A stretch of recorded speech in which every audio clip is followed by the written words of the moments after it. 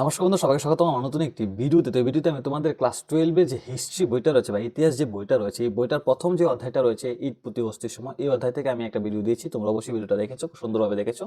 যদি দেখে থাকো তাহলে ওই ভিডিওটা তোমরা ভালো করে দেখেছো। যদি তোমরা দেখে থাকো, এখন এই যে ভিডিওটা আছে দ্বিতীয় অধ্যায়, এটা হচ্ছে রাজা, কৃষক এবং শহর। এই অধ্যায়টা আমি এখানে দেবো। তো সুন্দরভাবে তোমরা দেখে নেবে যে তোমরা এই অধ্যায়তে কি কি তোমরা শিখেছো, আর যে কোয়েশ্চেন আমি দেখাচ্ছি এই কোয়েশ্চেনগুলো তোমরা শিখেছো কিনা। যদি না শিখে থাকো তাহলে অবশ্যই ভিডিওটাকে খুব সুন্দরভাবে শিখে নেবে, আমি ডিসকাস করবো। আর যদি চ্যানেল নতুন হয়ে থাকো তাহলে অবশ্যই চ্যানেলটাকে নিচে দেওয়া সাবস্ক্রাইব বাটনটা অবশ্যই তোমরা প্রেস করে নেবে। আর বন্ধু ও বান্ধবীদের সাথে অবশ্যই ভিডিওটা শেয়ার করে দেবে। মনে রাখবে, এডুকেশন জিনিস শেয়ার করা খুব ভালো জিনিস, তোমারও হেল্প হয়, অন্যেরও হেল্প হয়। এডুকেশন কেউ কারোর থেকে কেড়ে নিতে পারে না। তো তোমরা অবশ্যই ভিডিওটাকে শেয়ার করে দেবে, যাতে করে তারাও চ্যানেল থেকে তারাও উপলব্ধি করতে পারে। ঠিক আছে, তো চলো আমরা শুরু করি দেরি না করে। আর একটা কথা, যারা ভিডিওটার ভিতরে যে আমি পিডিএফটা দেখাচ্ছি বা যে সাজেশনটা দেখাচ্ছি, যাদের এটা কিনতে ইচ্ছুক বা তোমরা ভিডিওটা দেখে বা সবগুলো ভিডিও দেখে যদি তোমাদের কিনতে ইচ্ছুক তোমাদের ফাইনালের জন্য, তোমরা অবশ্যই এটা কিনতে পারো যদি তোমরা চাও। আর না চাইলে তোমার ভিডিও দেখে অবশ্যই তোমরা পড়তে পারো, তোমার ইচ্ছা তুমি কি করবে। যদি চাও এক লগে সবগুলি ভিডিও পিডিএফ আমি পেয়ে যাই, আমি এগুলো সবগুলো নোটস আমি পড়বো। আর যদি সময় না নষ্ট করতে চাও তাহলে অবশ্যই পিডিএফটা নিতে পারো। আর যদি ভিডিও দেখে থেকে তুমি পড়তে চাও তাহলে অবশ্যই তুমি পড়তে পারো, নো টেনশন। ঠিক আছে, চলো এখন শুরু করি আমরা। তবে এই অধ্যায় থেকে রাজা, কৃষক এবং শহর, এই অধ্যায় থেকে থাকবে একের মান এমসিকিউ থাকবে একটা, নর্মাল একের মান থাকবে একটা, আর দুইয়ের মান থাকবে একটা, চারের মান থাকবে একটা। ঠিক আছে, দেখবে। তো প্রথম যে আসছে কোয়েশ্চেনটা, সঠিক উত্তর সেলুকাস চন্দ্রগুপ্তের দরবারে কোন দূতকে পাঠিয়েছিলেন? মেগাস্তিনিসকে পাঠিয়েছিলেন। ভারতের ইতিহাসে কে চন্দ্র অশোক নামে পরিচিত? অশোক, চন্দ্র অশোক নামে পরিচিত। অশোকের শিলালিপি লিখিত হয় কোথায়? প্রাকৃত ভাষায় লিখিত হয়। ঠিক আছে, তারপর দেখো, অমিত্রাঘাত উপাধি ধারণ করেন কে? বিন্দুসার ধারণ করেন। চন্দ্রগুপ্ত মৌর্য সিংহাসনে বসেন 1321 অব্দে। পাটলিপুত্র বর্তমান নাম কি? পাটনা। ঠিক আছে, তারপর দেখো, মৌর্য বংশের শেষ শাসক কে ছিলেন? বৃহদত্ত।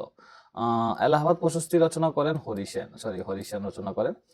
কোন বংশকে উচ্ছেদ করে মৌর্য বংশ প্রতিষ্ঠিত হয়? নন্দ বংশকে। কুষাণ বংশের প্রতিষ্ঠাতাকে? খফিসাস। ঠিক আছে, মনে রাখবে, এটা তো এমসিকিউ গেল এখান থেকে, আশা করি এখান থেকে একটা আসবে।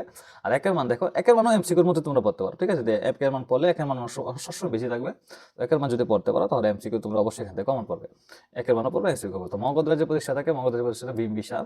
মনে রাখবে, তিনি মগধ রাজ্যের সর্বশ্রেষ্ঠ রাজা ছিল তিনি, আর সবচেয়ে শক্তিশালী মহাজন 16টা যে মহাজন পদ ছিল এখান থেকে সবচেয়ে শক্তিশালী আছে মগধ। তো এই রাজা কে ছিল? বিম্বিসার। কোন রাজা সর্বপ্রথম সেনাপতি পদ সৃষ্টি করেছিলেন? এটা হচ্ছে কুশলরাজ প্রসেনজিৎ। ঠিক আছে, তারপর দেখো, চন্দ্রগুপ্ত মৌর্য কোন জনজাতির লোক ছিলেন? চন্দ্রগুপ্ত মৌর্য ছিলেন মৌরিয়া জনজাতির লোক। আহ মৌর্য সাম্রাজ্য প্রতিষ্ঠা করার ক্ষেত্রে চন্দ্রগুপ্তকে কে সাহায্য করে? চাণক্য সাহায্য করেছিল। চাণক্য তথা কৌটিল্যের অন্য নাম কি ছিল? বিষ্ণুগুপ্ত। অর্থশাস্ত্র রচিতা কে? চাণক্য। ঠিক আছে, অর্থশাস্ত্র গ্রন্থে কোন কোন বিষয়ে তথ্য জানা যায়? অর্থশাস্ত্র গ্রন্থে মৌর্য যুগের আর্থসামাজিক পরিস্থিতির বিষয়ে বহু তথ্য জানা যায়। মৌর্য বংশের পর মগধে কোন কোন বংশ রাজত্ব করেছিল? শুঙ্গ বংশ। একজন ইন্দো গ্রিক রাজার নাম হলো মিনান্দার। কনিষ্ক কে ছিলেন? সর্বশ্রেষ্ঠ কুষাণ রাজা। ঠিক আছে, তারপর দেখো, সেলুকাস কোন দেশের লোক ছিলেন? গ্রিসের লোক ছিলেন। মেগাস্তিনিস এলাকা সংকলনটির নাম কি? ইন্ডিকা। মনে রাখবে, এটা পরীক্ষা আসবে। কুশল মহাজনপদের নাম কি ছিল? প্রসেনজিৎ। কুশল মহাজনপদের নাম কি ছিল? প্রসেনজিৎ। মৌর্য বংশ প্রতিষ্ঠাতা কে ছিলেন? চন্দ্রগুপ্ত মৌর্য। চন্দ্রগুপ্তের মাতার নাম কি ছিল? মুরা। ঠিক আছে, তারপর দেখো, চন্দ্রগুপ্ত মৌর্য কোন ধর্ম গ্রহণ করেছিলেন? জৈন ধর্ম গ্রহণ করেছিলেন। ঠিক আছে, চন্দ্রগুপ্তের রাজধানীর নাম কি? পাটলিপুত্র। গণরাজ্য কাকে বলে? মহাজনপদগুলোকে, 16টা যে মহাজনপদ ছিল তাকে সবগুলিকে কি বলা হয়? একসাথে গণরাজ্য বলা হতো। মোট কয়টি জনপদ ছিল? 16টি জনপদ ছিল। ঠিক আছে, মহাজনপদগুলোর নাম কি কি ছিল? দেখো, কম্বোজ, গান্ধার, কুরু, সুরসেন, মৎস্য, এগুলো ইত্যাদি অনেকগুলি ছিল, তোমরা দেখবে।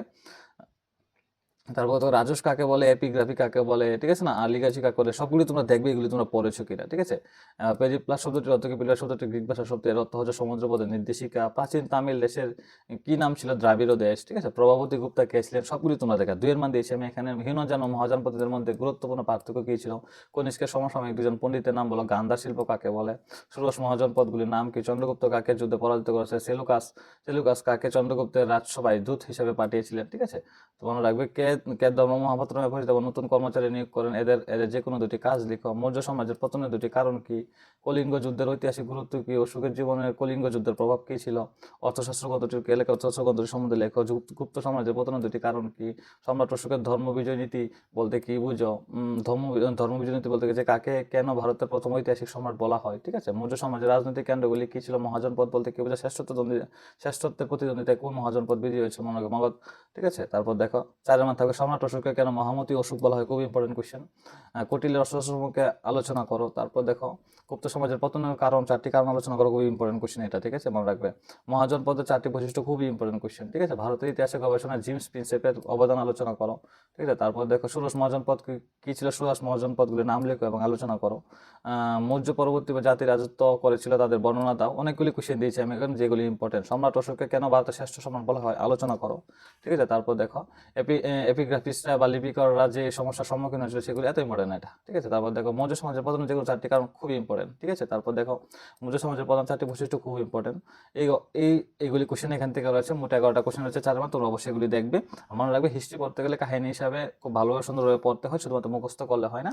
তো এই ভিডিওটা এতটুকু পর্যন্তই। যাদের পিডিএফ লাগে তারা অবশ্যই আমার সাথে কন্ট্যাক্ট করতে পারো। পিডিএফটা কীভাবে নিতে হয় যেটা আমি বলে দেবো। আর ভিডিওটা এতটুকু পর্যন্ত। নমস্কার এবং ধন্যবাদ সবাইকে।